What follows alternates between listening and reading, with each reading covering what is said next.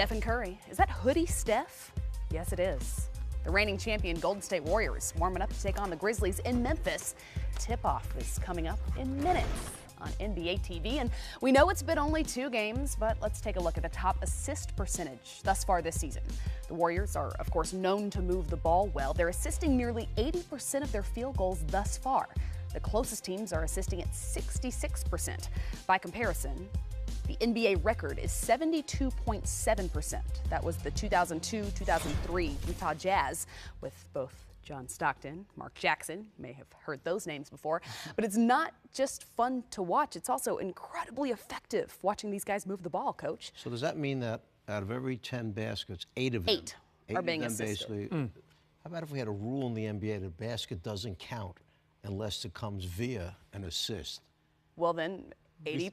Wow. Interesting basketball being played. Yeah. It's unselfish, move the ball. No mathematician, but sounds like about 8 of 10 would actually count. A little difficult, but there are ways to get this all done. First, drive the ball hard. Let the defense collapse on the basketball. Look at all the red jerseys paying attention. Now, one pass out of it, you usually get a rotation. But the second pass out of it, defense can't move as quickly as the ball can. Wide open shot in the corner. Whenever you get 2 men going to the basketball, if you're a smart basketball team, you know that you outnumber them somewhere.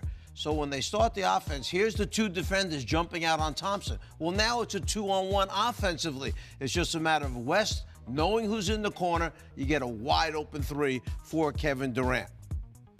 Well, the biggest thing is that for Golden State is they always find a way to give up a good shot to get a great shot.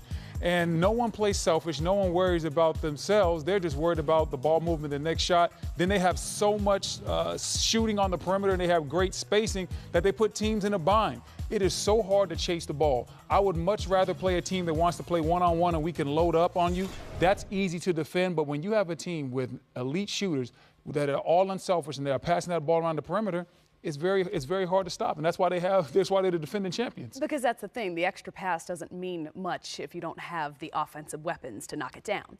It helps to make a shot at the end of everything. It looks so good, helps but to it have feels better when they score. Helps to have the Splash Brothers and Kevin Durant out there. Those guys make the extra pass look even extra sweeter because they can shoot it. But how impressive, though, that we were just watching that close-up of Klay Thompson, who then sees the open man in the corner and continues to move the ball anyway.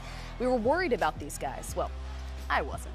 Statistically sacrificing to make this thing work with so many superstars, and it seems to, because sometimes we see it a bit too unselfish. Everybody's on the same page. Everybody has a championship mentality. In the NBA, sometimes you have guys that are sometimes going for their stats, or they might play with a little bit of a selfishness in their heart where they see that guy, but they think, my shot's a little bit better. Golden State, everybody plays with a pure heart. It's all about playing for your teammate and all trying to get to the next level. Everybody's trying to be great. Steve Kerr has a very easy job to do. It's the word we hear used so often now, culture. It's what you develop within your program. And I thought there was a great example at the end of last season, if you remember this happened, something between Durant and Curry regarding sneakers. One wears one sneaker brand, the other wears the other sneaker brand, if you remember that. And Curry turned right around when everybody came to the media and said, what did you think about that comment? And he said, so what? It's not going to separate us. It's not going to make a difference on our team. And that's what it's about. You let those little things go by rather than try to make it something big and blow it out of proportion. We're trying to win basketball games. Who cares?